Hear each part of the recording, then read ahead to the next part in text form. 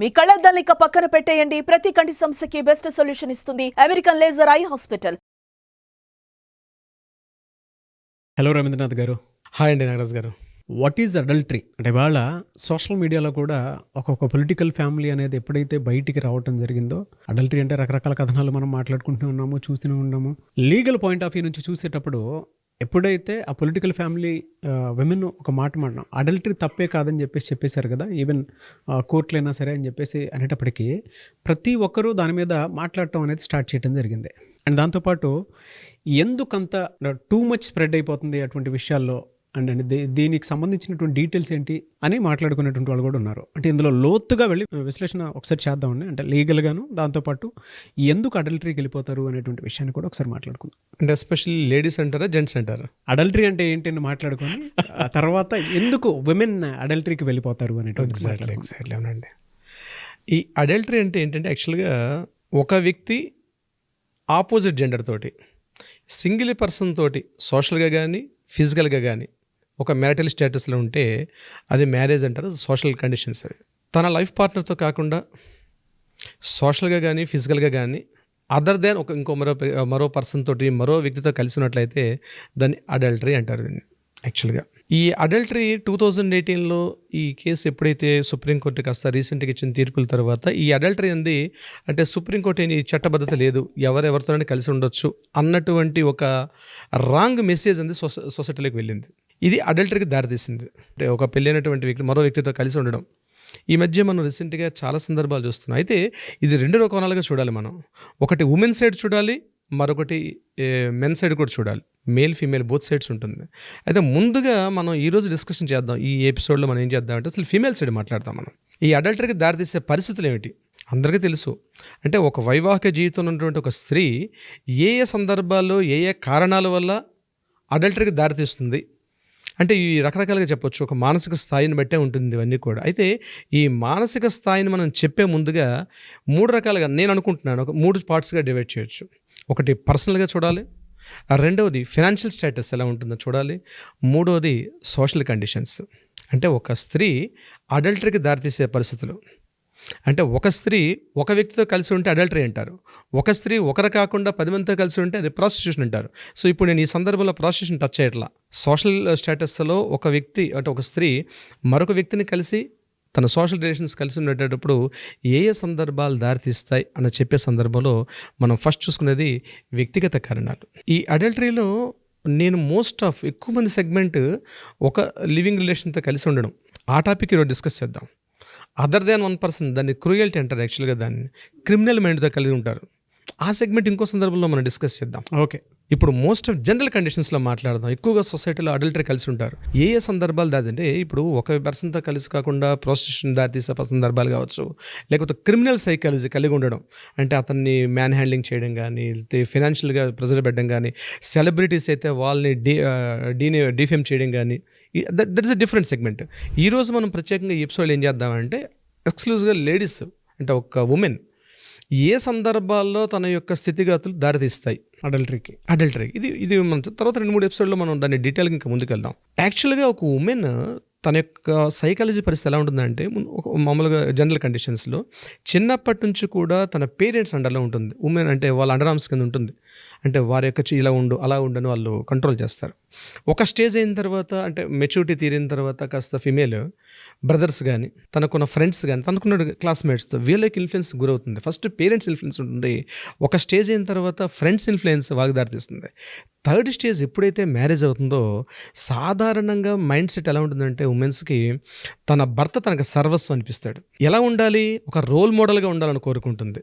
తన friend circle తన role మోడల్గా ఉండాలి నా హస్బెండ్ అన్ని సందర్భాల్లో కూడా అని భారీ ఎక్స్పెక్టేషన్స్ పెట్టుకుంటుంది. 99% ఆఫ్ నేను చెప్పేది ఎక్కువగా ఉమెన్స్ నా హస్బెండ్ చాలా ప్రౌడ్గా గొప్పవాడు అన్ని విషయాల్లో కూడా, ఎడ్యుకేషన్ అయితే ఎడ్యుకేషన్ కావచ్చు, సోషల్ స్టేటస్ కావచ్చు, ఈ సందర్భంలో కంపేర్ చేస్తుంది. కానీ ఒకసారి మ్యారేజ్ అయిన తర్వాత వాళ్ళ ప్రైవసీ అనేది అప్పుడు స్టార్ట్ అవుతుంది. అంటే ఈవిడ ఎక్స్పెక్టేషన్స్ పెట్టుకుంటుంది. ఆ ఎక్స్పెక్టేషన్ తగ్గట్టుగా హస్బెండ్ లేకపోవడం ఫస్ట్ అక్కడ దారితీస్తుంది. అంటే ఎట్లా అప్రిసియేషన్ కోరుకుంటుంది అమ్మాయి. వ్యక్తిగతంగా నేను చెప్పేటప్పుడు అప్రిసియేషన్ అంటే ఒక వంట వండింది, హస్బెండ్ ఆఫీస్ నుంచి బయటకు నుంచి వస్తాడు, తను ఎక్స్పెక్ట్ చేస్తుంది ఆ కూర బాగుంది, ఆ వంటకం బాగుంది అని ఎక్స్పెక్టేషన్ పెట్టుకుంటుంది. అక్కడ ఏమవుతుందంటే అతను హస్బెండ్ అనే ప్లేస్లో ఉన్న అతను వేరే కారణాలు ఏవైనా కావచ్చు, ఎప్పుడైతే అప్రిసియేషన్ చేయడు, ఫస్ట్ స్టార్ట్ అయ్యేది అక్కడే. ఒక పొగడ్త మనిషిని ఎక్కడికో తీసుకెళ్తుంది. అందుకే అంటారు కదా, ప్రతి విజయానికి ఒక స్త్రీ ఉంటుందని. పొగడ్త అనేది మనిషికి ఎక్కడికో తీసుకెళ్తుంది. పొగడ్త అనేది ఫస్ట్ కోల్పోతుంది. నెక్స్ట్ ఏమవుతుంది, అన్ఫెయిత్ఫుల్ అంటే హస్బెండ్కి ఈ మీద నమ్మకం ఉండదు. మ్యారేజ్ అయినా 2 years అయినా 3 years అయినా 4 years అయినా ఇంకా అపనమ్మకంగా ఉంటాడు. ఎవరో అమ్మాయి మా ఇంటికి వచ్చింది అంటే ఈవెన్ బ్యాంక్ అకౌంట్స్ కానీ ట్రాన్సాక్షన్స్ కానీ అంటే ఫెయిర్గా ఉండడు. తన ఇన్కమ్ ఎంత వస్తుంది, తన శాలరీ ఎంత వస్తుంది, దేని ఖర్చు పెడతాను, తన ఫ్రెండ్ సర్కిల్ ఎవరు, ఎక్కడ కూడా ఓపెన్ అప్ అవ్వడు. అరే నేను ఇంత ఓపెన్గా ఉన్నాను కదా, అతను ఎందుకు ఉండట్లేదు? నేను మా పేరెంట్స్ విడిచిపెట్టుకొచ్చాను, నా బ్రదర్స్ని విడిచిపెట్టుకొచ్చాను, అంటే లవ్ మ్యారేజ్ నేను చెప్తున్నాను, నా సర్కిల్ని అందరినీ వదులుకుని దగ్గరికి వచ్చాను కదా. బట్ అన్ఫెయిత్ఫుల్ స్టార్ట్ అవుతుంది. అంటే అన్ఫెయిత్ఫుల్, అతను ట్రాన్స్పరెంట్గా ఉండడు. చిన్న అనుమానం ఎక్కడికో పెనుబోతూ అవుతుంది. అన్ఫెయిత్ఫుల్. తర్వాత ట్రూత్గా ఉండకపోవడం. తన ఫ్రెండ్స్తో వెళ్ళి ఏదో సాయంత్రం పూట ఏదో మందు పార్టీ గడికి వెళ్ళి వస్తాడు, వచ్చిన తర్వాత ట్రూత్గా ఉండడు ఆయన. ఇదొకటి దారితీస్తుంది. చిన్న చిన్న కారణాల వల్ల పెద్ద పెద్దగా పెరుగుతుంటాయి. ఇది ఎక్కడ అన్సర్టనిటీ. తను ఏం చెప్తాడో తనకి అర్థం కాదు. హఠాత్తుగా తన కోపం వస్తుంటుంది, విసిరేస్తాడు ఇంట్లో ఉన్న వస్తువులు. ఏదో కోపం ఉంటుంది, ఎక్కడో ఫ్రస్ట్రేషన్, అది ఎక్కడ తీర్చుకుంటాడు. టక్కటి ఇంట్లో వస్తువులు విసిరేస్తాడు, అరుస్తాడు. తను రిలాక్స్ అవ్వడానికి తన ఫ్రెండ్స్ అనో మరొకరు చోటికి వెళ్ళగలుగుతాడు. కానీ వైఫ్ ఎక్కడికి వెళ్తుంది? ఇంట్లోనే కదా. తనే సర్వస్వం కూర్చునేటప్పుడు తనతో టైం స్పెండ్ చేయలేడు. తనతో ఇవన్నీ డే టైం జరిగే కారణాలు నేను చెప్తున్నా. ఇవన్నీ కూడా ఏమవుతుంది, నైట్ బెడ్ రిలేషన్స్, అంటే బెడ్ షేప్ అంటారు దీన్ని యాక్చువల్గా. అంటే గ్లాస్మేట్స్ ఎలా ఉంటాయో, ఒక బెడ్ దగ్గరికి వెళ్ళేటప్పుడు తనకు ఒక ఎక్స్పెక్టేషన్తో వెళ్తుంది. తను దగ్గరగా తీసుకోవాలి, ప్రేమగా తీసుకోవాలి, గోముగా ముద్దాడాలి, ఏదో ఒక ఎక్స్పెక్టేషన్ ఉంటుంది ఆ అమ్మాయికి. వీడు ఎందుకు వచ్చాడు, ఏదో బయాలజికల్ నీడ్, తనకేదో ఫిజికల్ నీడ్ కోసం వచ్చినట్టు ఉంటుంది. మనం రీసెంట్గా ఒక సినిమా కూడా చూసాం, ఒక మూవీ నారింజ మిఠాయి అయిన ఒక మూవీలో ఒక డైలాగ్ కూడా ఉంది స్పెషల్గా. అతను ఓన్లీ పగలంతా అలసిపోయి వచ్చిన తర్వాత అలసిపోవడానికి సెక్స్ మాత్రం కావాలి తప్పించి నా ఫీలింగ్ ఏంటని తెలుసుకోలేకుండా చేస్తున్నాడు అని ఒక డైలాగ్ కూడా ఉంది నారింజ మిఠాయి అనే సినిమాలో. ఎక్స్క్లూగా దీన్ని అంటే ఒక లేడీకి ఉన్నటువంటి ఫీలింగ్స్, ఇంటర్నల్ ఫీలింగ్స్, అది బోర్డమ్కి ఫీల్ అవుతుంది. అమ్మాయి బోర్ ఫీల్ అవుతుంది, తన కంపెనీ ఉండదు, తన ఫీలింగ్స్ షేర్ చేసుకుని ఒక పర్సన్ కనబడ్డు. మెల్లగా ఇది చిలికి గాలివానగా మారుతాయి. తనకు ఆ ఫీలింగ్స్ షేర్ చేసుకునే పర్సన్ ఉండడు అక్కడ. ఎవరితో చెప్పుకోవాలి తన ఫీలింగ్స్ని? ఇంటర్నల్ ఎమోషన్స్ ఇంబ్యాలెన్స్ అవుతాడు వాడు. డే టైం జరిగిన సంఘటనలన్నీ కూడా బ్రెయిన్ ఫంక్షన్ స్తబ్దంగా ఉండిపోతుంది. ఇవన్నీ ఎక్కడ తీసేస్తాయి అంటే బెడ్ రిలేషన్ దగ్గరికి వెళ్ళేసరికల్లా సెక్సువల్ ఫీలింగ్స్ ఉంటాయి, బయలాజికల్ నీడ్స్. ఏదో వచ్చామో ఒక యానిమల్గా మనం ఆ యాక్టివిటీ చేసామని కాదు అక్కడ. ఒక సాటిస్ఫాక్షన్. మనుషులకి యానిమల్స్కి ఉన్న డిఫరెన్స్ అదే. అందరికీ సెక్స్ అవసరమే, ప్రతి జీవికి సెక్స్ అవసరమే. కానీ తనకు కావాల్సిన కోరుకున్న వ్యక్తితో తను చేసే సెక్స్, ఆ ఫీల్ అనేది ఉంటుంది. ఆ ఫీల్ ఉంటేనే మార్నింగ్ చాలా ఫ్రెష్గా లేస్తారు. ఇద్దరి మధ్య అన్యోన్యత ఉంటుంది. కిచెన్ రూమ్లో కలిసి ఉండడం, చిన్న చెక్కలి గింతలు పెట్టుకోవడం, చిన్న రొమాంటిక్ జోక్స్ వేసుకోవడం, ఆ చిన్న స్పర్శలు ఉంటాయి, టచ్లు ఉంటాయి. ఇప్పుడు ఆఫ్కోర్స్ ఇప్పుడు సోషల్ మీడియా ఇప్పుడు వేలే అనుకోండి, 80sలో మనం చూసేవాళ్ళం, ఒకరు టచ్ చేస్తే షాక్ కొట్టడం, మగధీర సినిమాలాగా. ఇప్పుడు షాకులు లేవు, వాళ్ళ ఫీలింగ్సే షాక్ అవుతున్నాయి ఇప్పుడు. యాక్చువల్గా షాక్స్ పోయినాయి, ఇవి పెద్ద కరెంట్ షాక్స్ అయిపోయి ఇప్పుడు. అంటే ఆ చిన్న సంగతులు మిస్ అయిపోతున్నాడు మనిషి, చిన్న సరదాలు, అలవాట్లు. ఇవి బెడ్రూమ్లోకి వెళ్ళేసరికల్లా వాళ్ళ ప్రైవేట్, అంటే తన ఫ్రెండ్తో కానీ, తన బ్రదర్స్తో కానీ, తన పేరెంట్స్తో కానీ ఎవరితో షేర్ చేసుకోవాలని ఒక పర్సనల్ బయలాజికల్ నీడ్ ఒక హస్బెండ్తో నీడ్ అవుతుంది. అక్కడ ఆ అమ్మాయి తీర్చుకోలేకపోతుంది.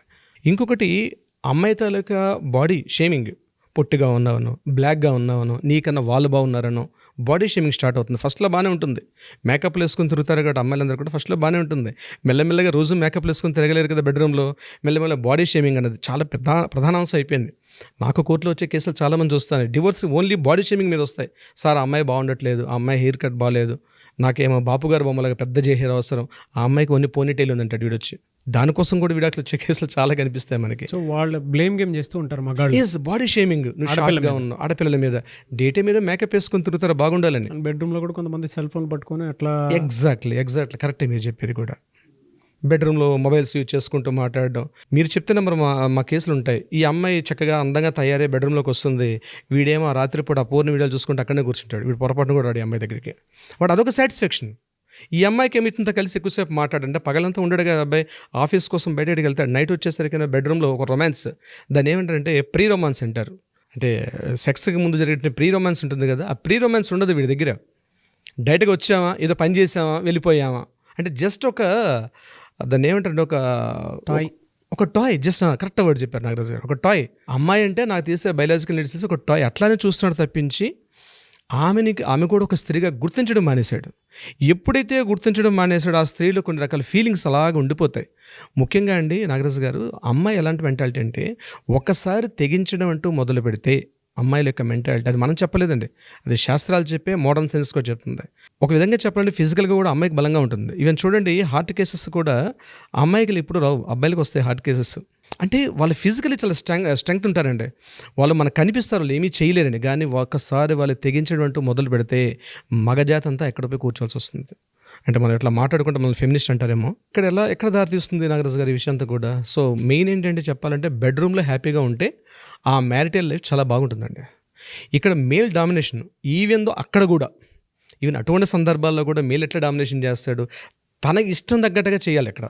తప్పించి తనకు ఒక ఫీలింగ్స్ ఉంటాయని, తనకు కొన్ని టేస్ట్లు ఉంటాయని, తనకు ఒక అభిరుచి ఉంటుందని తన ఫీలింగ్స్తో వీడికి సంబంధం లేదు.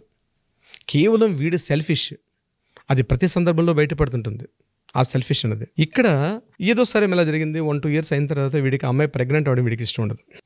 Continuously abortions. ఆ అమ్మాయికి చిల్డ్రన్ కావాలంటుంది, వీడికి ఏం అబార్షన్స్, ఎందుకంటే బాడీ షేప్ మారుతుంది, సో నాకు అనుకున్నట్టుగా ఉండదు, పోస్ట్ పోన్ చేస్తూ ఉంటాడు. ఇక్కడ క్లాషెస్ చాలా సందర్భాల్లో, చాలా కేసెస్లో కూడా మనం చూసాం. ఆ అమ్మాయికి ఇష్టం లేకుండా అబార్షన్స్ చేయడం కేసులు కూడా, ఇది కూడా ఒక కారణం అయి ఉంటుంది. సో మెయిన్ ఏంటంటే ఎన్ని రకాలుగా ఉన్నప్పటికీ కూడా ఫస్ట్ థింగ్ ఏంటంటే సెక్సువల్గా బయటికి ఎన్ని మాటలు నేను పచ్చిగా చెప్తాను నాగరాజు గారు, మీరు ఏమనుకోకండి. బయటికి ఎన్ని రకాల కారణాలు చెప్పుకున్నా, రకరకాల అవి చేసినా మాట్లాడుకున్న 100 ఉంటాయి. కానీ అంతర్గతంగా ఈనాడు సిగ్మండ్ ఫ్రాయిడ్ చెప్పినట్టుగా ఏంటంటే అంతర్గతంగా సెక్సువల్ ఫీలింగ్స్ ఏనండి. ఆ అమ్మాయి రియల్గా తనకు అనుకున్నట్టుగా కానీ హస్బెండ్ చేయగలిగితే, తను అనుకున్నట్టుగా ఉండగలిగితే డెఫినెట్గా ఆ మ్యారిటల్ స్టేటస్ బాగుంటుంది.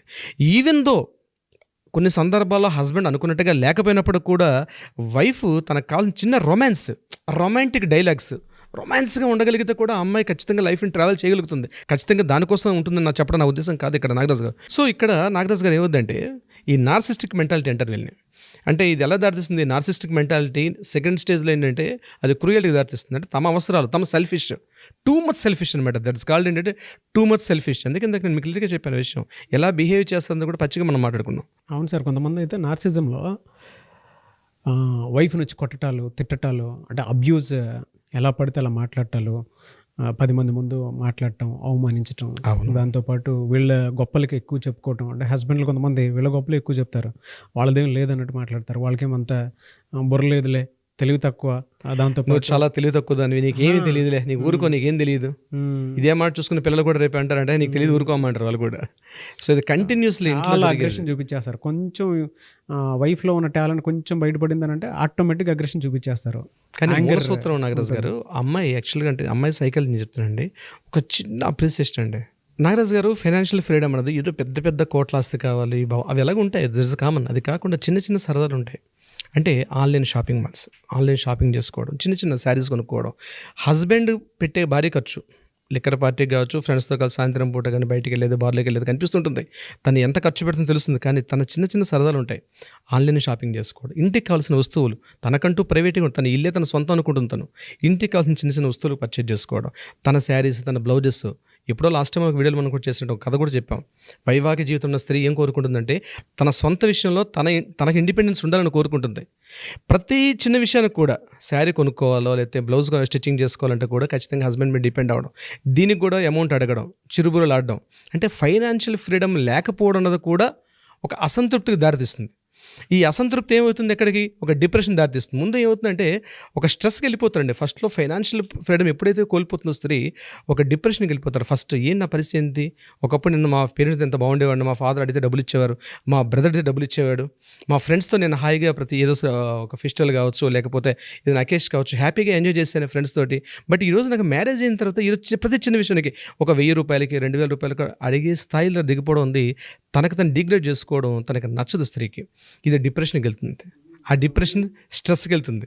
అలా ప్రొలాంగ్ ఆలోచనలోకి వెళ్ళిపోయిన ప్రతి స్త్రీ పోనీ మనమే జాబ్ చేసుకుంటే బెటర్ కదా అనుకునేటువంటి మైండ్ సెట్కి వచ్చేస్తూ ఉంటారు. ఎందుకు అని అంటే ఇంకా తీసుకోలేరు. ఇంట్లో అవసరాలకి అడిగిందే ఇవ్వనప్పుడు మనం జాబ్ చేసుకొని సంపాదించుకొని చూసుకున్నంత ఉత్తమం కదా అని. కరెక్ట్. అప్పటికే చూడండి లాస్ట్ లేయర్ వరకు తొందరపడతాను చాలా తక్కువ దాకా ఆగుతూనే ఉంటారు.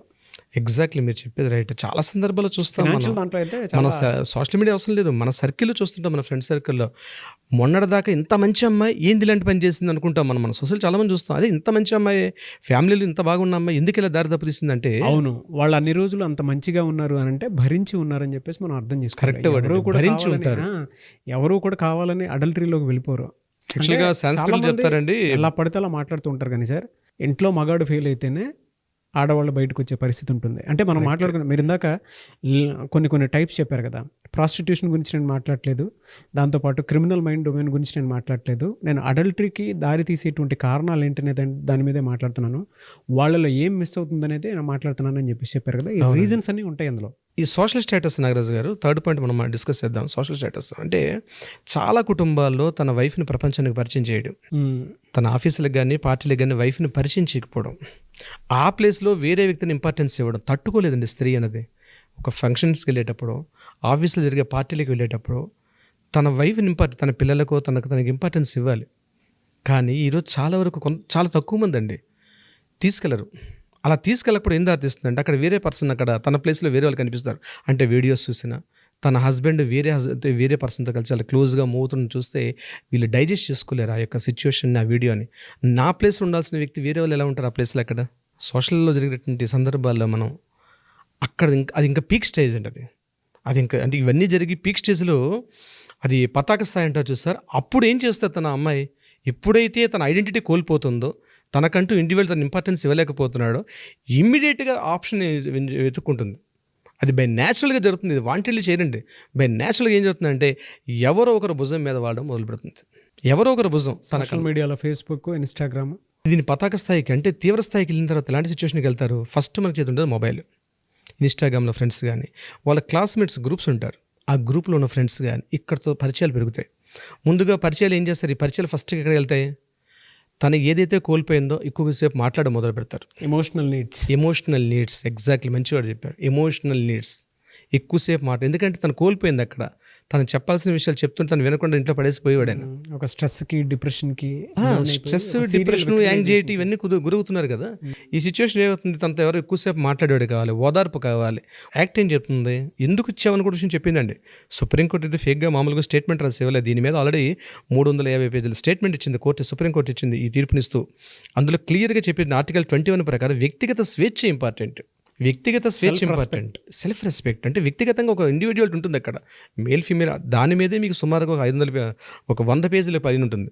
వ్యక్తిగత స్వేచ్ఛ తర్వాత మ్యారిటల్ స్టేటస్ అయినా, బాండింగ్ మీట్ అవ్వకపోతే తనకి ఇంపార్టెంట్ అక్కడ వ్యక్తిగత స్వేచ్ఛ. కానీ సొసైటీలో ఏంటంటే వ్యక్తిగత స్వేచ్ఛ ఇద్దరికీ ఉండాలి. అక్కడ మనం వేరే ఎపిసోడ్లో ఈ మేల్ సైడ్ డిస్కస్ చేద్దాం. ఇప్పుడు ఫిమేల్ సైడ్ మనం మాట్లాడుతున్నాం కాబట్టి, ఫిమేల్కి కావాల్సిన ఇండివిజువాలిటీ, ఆవిడకి ప్రోత్సాహం, ఒక అభినందన, ఒక తోడ్పాటు, నేను ఉన్నానని ఒక ధైర్యం, తనకి సోషల్లో ఒక రెస్పెక్ట్, ఇవన్నీ కోల్పోయిన తర్వాత అడల్టరీకి వెళ్ళడానికి, ఇవన్నీ కోల్పోయిన తర్వాత అడల్టరీకి దారితీస్తుంది. సెల్ఫ్ ఇన్ఫ్లుయెన్స్ అయిపోయి వెళ్ళిపోతారు అంతే. ఇందులో అడల్టరీకి దారితీసినా కూడా అందులో సక్సెస్ అయిన కేసులు చాలా లిమిటెడ్గా ఉంటాయి డెఫినెట్గా. ఎందుకంటే ఇక్కడ ఒక విషయం గుర్తుంపెట్టుకోవాలి నాగరాజు గారు, అడల్టరీకి దారితీసే పరిస్థితుల్లో తన ఓన్లీ ఇండివిజువల్ డెసిషన్.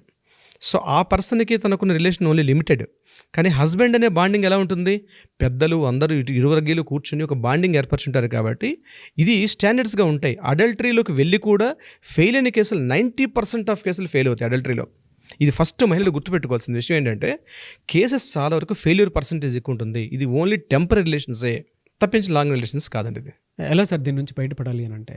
సో దీని నుంచి ఎలా బయటపడాలి? ఫస్ట్ ఐడెంటిఫై చేస్తే దీనికి సంబంధించిన వివరాలన్నీ కూడా మనం ఇంకొక సెకండ్ ఎపిసోడ్ చేద్దాం. ఎక్కువగా వ్యూవర్స్ కానీ కామెంట్స్ కానీ అడిగినట్లయితే డెఫినెట్గా కామెంట్ బాక్స్లో అడగండి. దీనికి సంబంధించి మనం మరొక స్పెషల్ ఎపిసోడ్ చేద్దాం. సో మీకు పార్ట్ 2 కావాలనంటే, దీనికి సొల్యూషన్ కావాలి అనుకున్నటువంటి వాళ్ళు ఎవరైతే ఉంటారో, పర్టికులర్గా మేము మా వైఫ్ తోటి బాగుండాలి, ఎట్లన్నా సరే మేము మా రిలేషన్షిప్ బ్యాక్ అవ్వాలి అనుకున్నటువంటి వాళ్ళు ఎవరైతే ఉంటారో, మనస్ఫూర్తిగా మీరు కోరుకున్నటువంటి వాళ్ళు అయినా సరే, లేదు చూసిన తర్వాత ఆ రీజన్స్ వల్ల నిజంగానే నేను నా హస్బెండ్కి దూరం అయ్యాను అనుకున్నటువంటి వాళ్ళైనా మీకు అనిపిస్తే, ఒకవేళ పార్ట్ 2 కావాలంటే దీనికి సొల్యూషన్ అని చెప్పేసి కనుక మీకు అనిపిస్తే, ట్రూ రిలేషన్షిప్లో కనుక మీరు అది కోరుకోవాలి అనుకున్నటువంటి వాళ్ళు కింద కామెంట్ బాక్స్లో మాత్రం డెఫినెట్గా పోస్ట్ చేయండి పార్ట్ 2 కావాలి అని. ఎనీవేస్ థ్యాంక్ యూ అండి. Thank you so much Ravindranath గారు. Thank you so much Nagaraj గారు. థ్యాంక్ యూ అండి. నమస్తే.